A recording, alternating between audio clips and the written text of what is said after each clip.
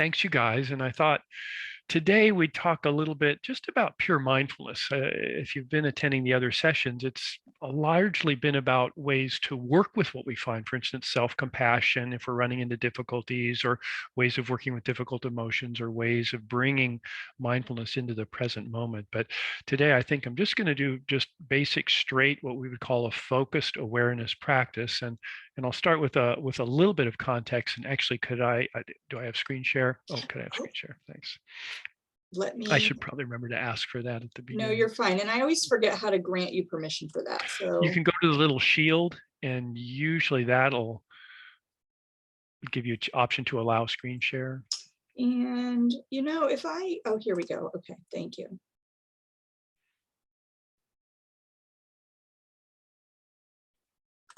There you go. Okay. So that was a moment to practice mindfulness, everybody.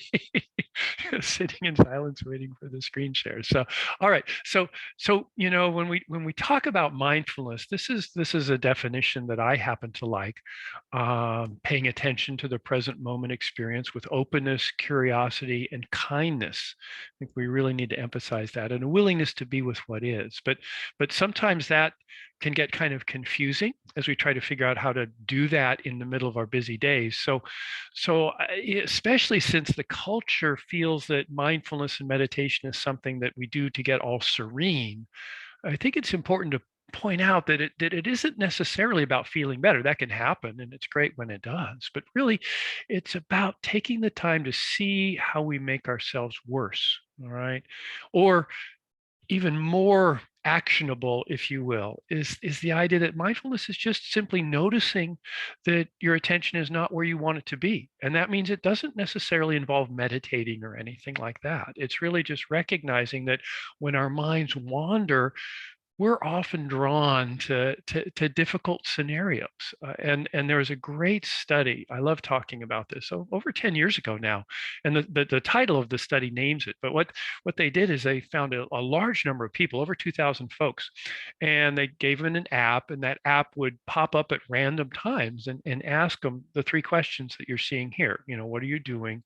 Is your mind on what you're doing? And how is your mood?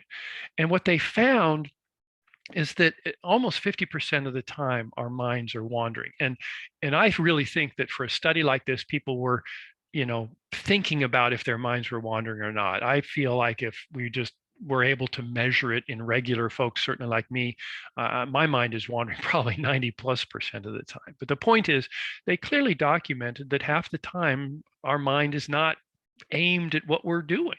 And so the question is, where does the mind go? And it tends to wander off to three things: something that's pleasant or unpleasant or neutral. Okay. And if it's pleasant and you're not paying attention to what you're doing, well, that tends to show increased happiness. All right. But frustratingly, what usually happens most of the time is our mind drifts off to things that are unpleasant or neutral, even neutral. And under those circumstances, people are less happy. Okay, it's just not something that we need to fight over. It's not something bad about how our mind is. It's just kind of how we're wired. So, in other words, people reported just being happier, if they were actually paying attention to what they were doing. And the big problem here, of course, is we have this mind that's not really designed for happiness. Okay, it's designed for survival. So it has all these characteristics. And again, it's not that it's bad.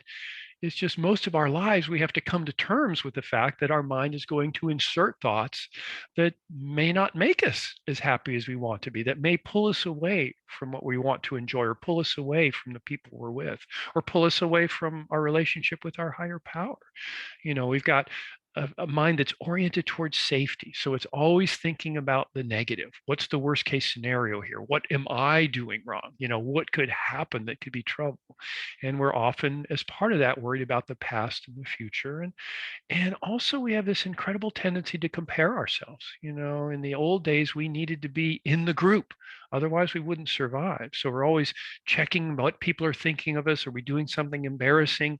And because the negativity bias, we just assume everyone else has it together and we're a mess, right? And of course, then we also get things like the inner critic just yelling at us because we don't want to do anything bad that makes us look bad, or we don't want to be imperfect or do anything shameful. And a big part of it too is this never enough mind. We're basically back in the old days, there wasn't enough of everything. So our minds are trained to see if there is enough food, water, supply, shelter, but it turns into, I need more things. Or usually it's directed internally, like, I'm not happy enough. I'm not good enough. I'm not doing the right things. So when we know that our mind is going to wander, and we know that it's very likely going to wander off into areas that really can make us more miserable than we need to, that's what mindfulness is about, really training ourselves to be aware of that. Now, our thinking mind will immediately jump in and say, don't worry, I've got this. I can monitor what I'm doing. But that thinking mind is just a small part of ourselves. And usually we end up trapped inside of it. So the mindfulness piece allows us to step out of that. And that's why a traditional meditation practice is really pretty simple. But again, we have these expectations around it, but really it's about noticing that our mind has wandered. So I'm going to do a practice here where we'll use different anchors. The anchor is what we assign our mind to pay attention to. Usually it's the breath, but in this case, we're going to try the sounds around us, and then our feet, and then our hands, and then the breath. Because often it helps to be able to use different anchors under different circumstances, particularly as we were talking about how everyone's getting upper respiratory tract infections, and who wants to pay attention to the breath when it's all slimy.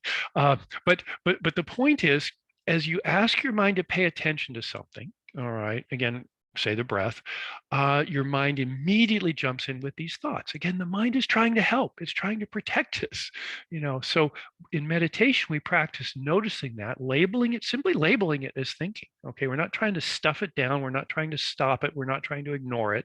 As you might imagine, that just makes the mind more frantic. We're just saying, okay, yeah, thank you, mind, for bringing this to my attention. We'll deal with it. But you know what? Let's try paying attention to the breath for a while and see what happens. So you build the skill of focusing. All right. We're always told pay attention, but no one says how to do that. So when you notice your thinking and you gather your awareness to the breath, that is practicing the ability to focus. And it's extremely valuable when we're out in the real world and we want to pay attention to the people we love and the things we love to do.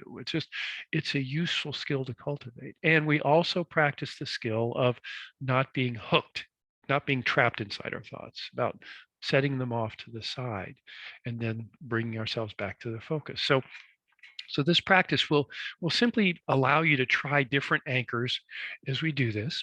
And so I'll invite you to turn off your cameras if you wish, settling into a posture that's as comfortable as you can find in the middle of a busy working day. Wish you luck with that one. Uh, and you can do this with your eyes open or closed, really whatever supports you. And some people find that they start with their eyes closed, but it helps to open their eyes in the middle of this, or vice versa. So again, recognize that this is your practice. So starting with perhaps a few deep breaths, we've talked about it through these sessions, that big deep breath, particularly if you pay attention to it, feeling the air coming in, that long, slow release, maybe even saying ah, if you can, with that long exhalation, just doing that maybe 2 or 3 times. Not fast, so you don't hyperventilate, but just noticing what it's like. As we notice the breath, there's less bandwidth available for all those thoughts that want to jump in. And just letting that long exhalation help the body settle in to this position that you're in. And you can let the breath return to normal. We'll start with a simple body scan. This is a meditation as well. But what we're looking for here is just tension that wants to be released. So maybe starting up around the face. Okay, just noticing the muscles, particularly around the eyes, the eyebrows. And by the way, as we do this, if this doesn't work, if it's not working for you in any way, feel free to release the practice. Just noticing the muscles of the face, asking them if there's any tension there, and just allowing them to soften. Okay, maybe raising the eyebrows, lowering the eyebrows, just this sense of just allowing gravity to take over for just these few moments here. Just ease. And then down into the jaw.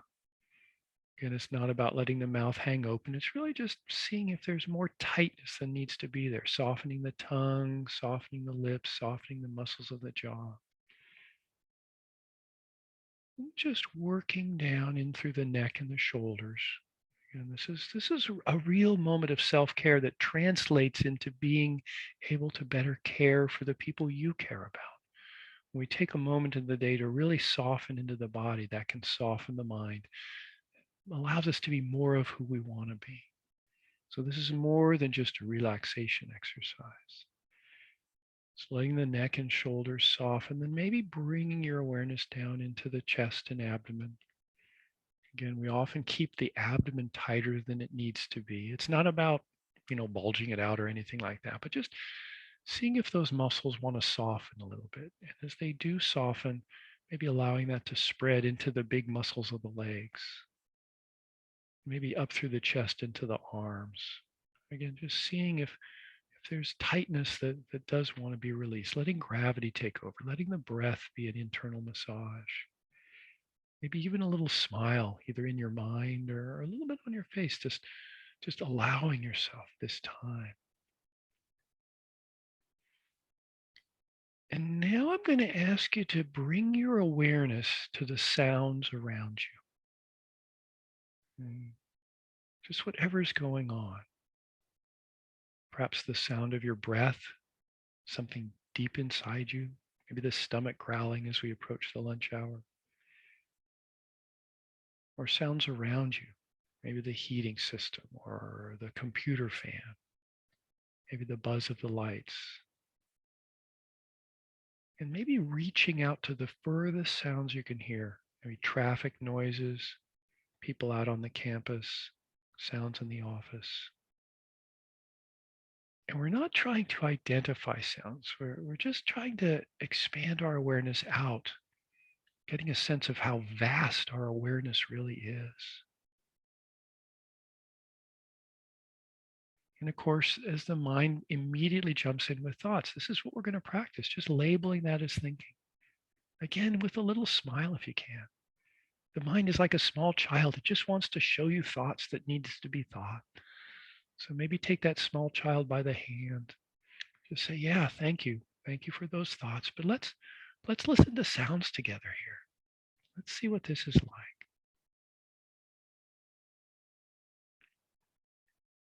And the neat thing about listening to sounds and using this as a focus is you can see the judgments that arise. Oh, I don't like that sound. Oh, that's a pleasant sound. And again, those are just thoughts. So we're practicing acknowledging those judgments, not trying to make them go away, but just letting them be, not getting stuck with them, not getting hung up with them, just noticing really the sounds. Imagining like you're transparent and the sounds you're hearing are just passing through you. Again, labeling thinking as thinking and then reaching back out with your awareness into the sounds.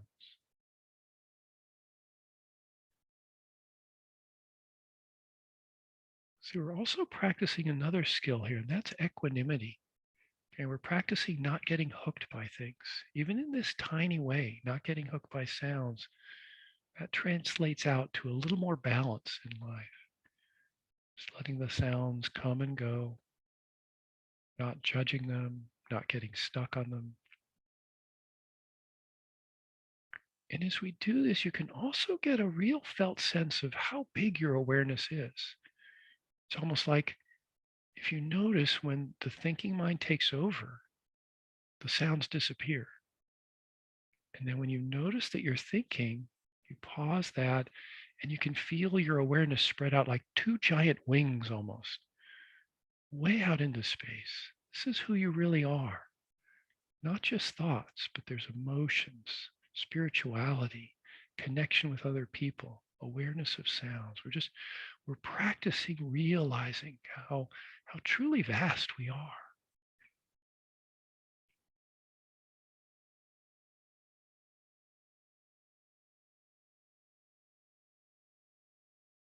And always checking into the body, see if tension is building up. There's really not something we need to be efforting to do here.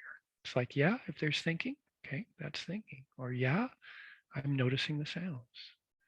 So keeping the body soft, keeping the mind soft, just really enjoying the fact that you're giving yourself this valuable time to just practice these skills.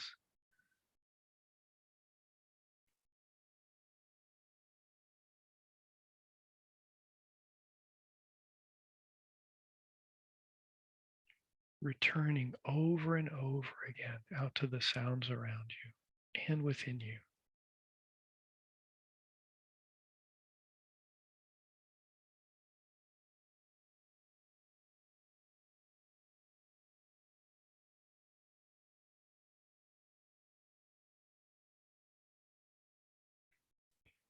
And now I'm going to invite you to change anchors, and you can certainly stay with sounds if you wish, or if you wish to choose another anchor on your own, that's fine too. Just let my words fade into the background. But I want you to notice what it's like when I invite you to do this.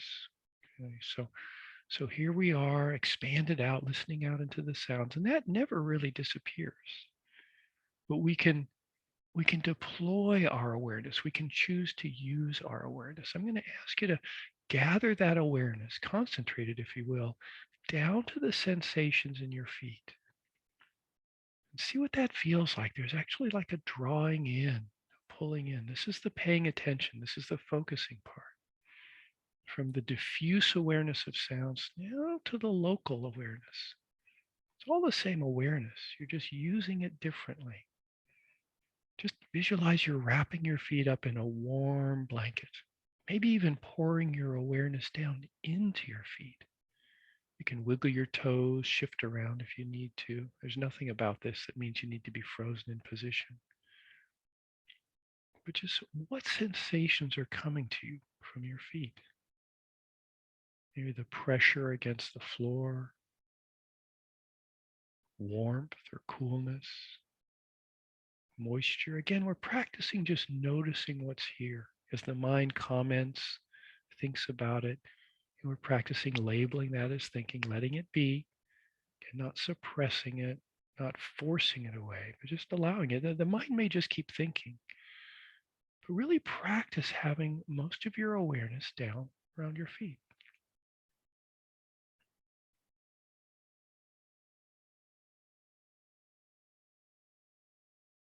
And again, breathing, checking into the body. See if tightness is creeping in the abdomen, the neck, and the shoulders. That often means we're trying to make something happen. The idea here is to just be with what is, softening that, regathering your awareness around towards your feet. And notice what it's like when you are lost in thought. Okay, like with sounds, the awareness of the feet can really disappear as the thoughts carry us away. And we notice we're thinking, set that aside, and see what it feels like, again, to gather that awareness and bring it back down to the feet. And suddenly the feet almost light up with so many sensations. So much going on here.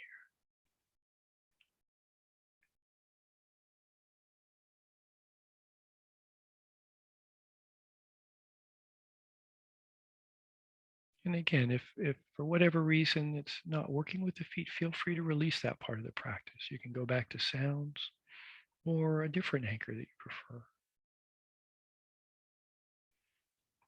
But in the meantime, let's prepare to shift the awareness again. Okay, and taking some time to notice what this is like. So going from awareness of the feet, I'm going to ask you to bring that awareness up to the hands. Okay, again, there's this felt sense of shifting your attention, shifting your awareness. It's really valuable to recognize what that feels like, because then you can recognize how to deploy it, how to use it out in life. Right? But take a moment to explore your hands. There's often a lot of details here. Okay, so noticing where your hands are, the pressure against them wherever they're resting, the fine details of each finger, the thumb, Again, as thoughts jump in, just gently noticing that. Again, maybe with a little smile. Just, yeah, okay, thank you. We'll just set that aside just for now. And really coming back to these hands. And it's not just about awareness. Sometimes we can bring in other qualities.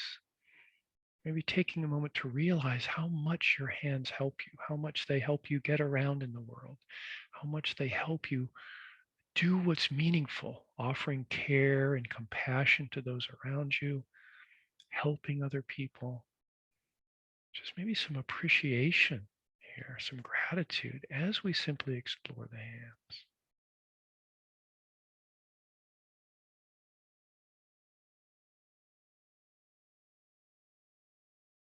Again, just breathing, softening the body, sensing the hands.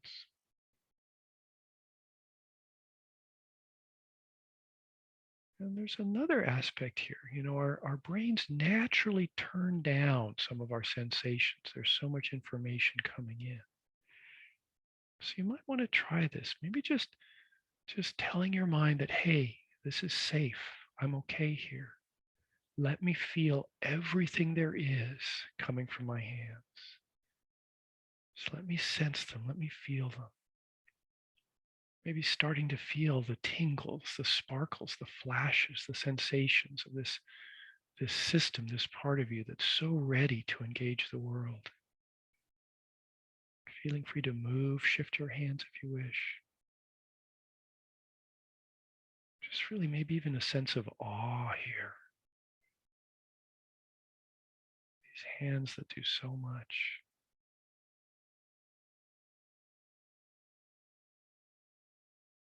Okay, and we'll go ahead and get ready to release awareness of the hands. So getting ready to see what that feels like to move your awareness from the hands to your breath. Sometimes people feel the breath more around the nose or in the chest or the abdomen. If you want to take a big deep breath just to really make it, extra apparent, feel free to do that. Using that breath to soften into the body, giving yourself this gift of something that's true and healing. Just finding an area where you notice the breath most and now commit to paying attention to that. Okay. The mind will be wandering. Just allow it to do that. But really get intimate with the sensations of the breath. For instance, just the temperature of the air coming in and the air going out. Is there a difference here?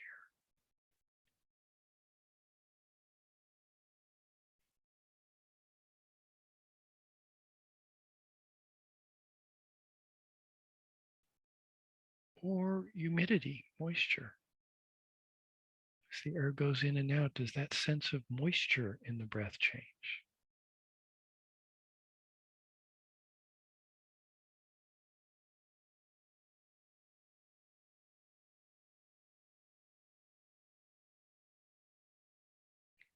And also notice how your awareness is a bit different here. It's different from spreading out into sounds. It's a little different from the extremities, the feet and the hands. This is perhaps a little closer, just a little more awareness of the body here. Just practicing following the breath, letting thoughts be.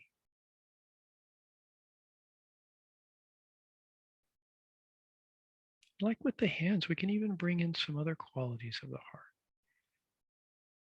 Maybe some tiny, subtle enjoyment, appreciation for the breath. Just think about what it's like when you're really thirsty and you get that nice first cool sip of water, or you're really hungry, and that first delicious bite of food. Each breath is like that. Each breath is this incredible nourishing movement and cleansing. And just the normal breath, just really sensing what it's like to bring in the nourishment of the inhalation, just allowing the ease, the softening with the exhalation.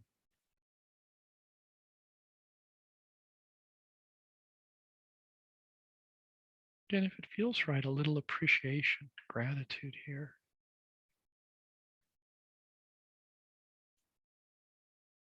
And the breath is also our sense of connection, right?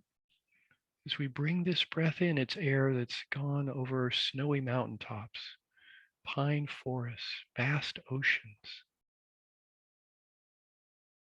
This breath just reminds us we're connected to everything and everyone on this planet. Also our spirituality, our sense of a higher power, our sense of interconnectedness. Just really enjoying this breath as it cleanses and nourishes us, as it reminds us of who we are in relationship to those around us.